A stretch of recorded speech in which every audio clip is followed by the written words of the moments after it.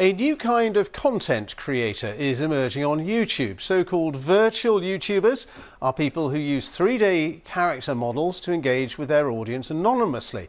Well, our reporter Miles Emanuel's been speaking to two of them using their online personas. Hello, you're watching the BBC.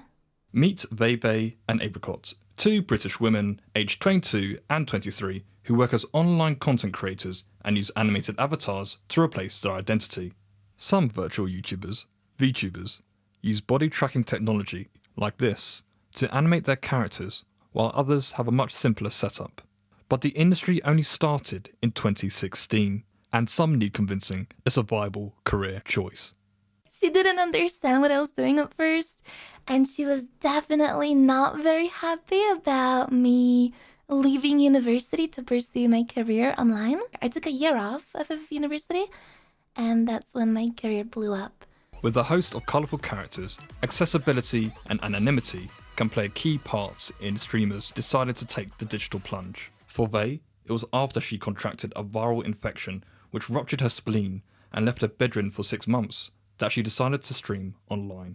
Any disability that you may have, I think VTubing definitely works around. You don't need to deal with harassment from people that you would probably deal with if you had your camera up. People that aren't knowledgeable on VTubers, they assume that everyone who chooses to become a VTuber, i.e. hiding their face as a anime girl or a cartoon character, they just instantly assume that everyone is overweight, or they are just some guy, or they are just catfishing everyone, and it's really not the case. VTubers are now amongst the highest earning content creators, with some receiving up to around £2 million in the last year and a half.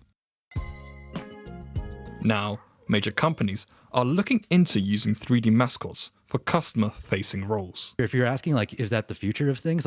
I see us moving more towards it as these art styles are being seen as engaging or more attractive to them, right?